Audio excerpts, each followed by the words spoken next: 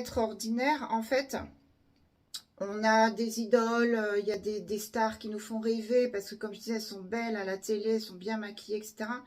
Mais finalement, quand on gratte un peu dans leur vie, quand on regarde leur vie, notamment, je me souviens d'un film que j'avais vu avec mes parents, un film sur la vie d'Edith Piaf. En sortant, j'avais envie carrément de vomir parce qu'en fait, cette femme, elle était droguée. Cette femme, elle a connu des déceptions amoureuses à n'en plus finir. Elle a souffert énormément et pourtant, c'est une idole, c'est quelqu'un qu'on a adoré.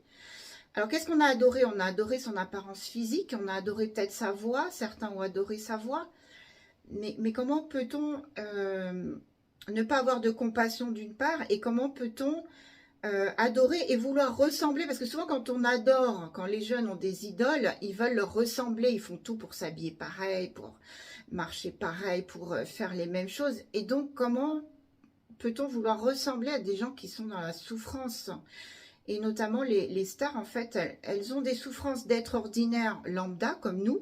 Souffrance de la maladie, souffrance de la mort, souffrance de la mort, non, parce qu'elles sont en vie. Souffrance de la perte d'un être cher, souffrance de ne pas obtenir ce qu'elles souhaitent, souffrance au contraire d'avoir ce qu'elles ne souhaitent pas avoir, souffrance de tout un tas de choses. Mais en plus, elles ont la souffrance de la notoriété. C'est-à-dire qu'une star, en fait, elle ne peut pas sortir sans qu'il y ait des paparazzis, il faut qu'elle se cache. Une star souvent a besoin d'énergie pour son concert et donc souvent elle prend des drogues pour l'aider à tenir.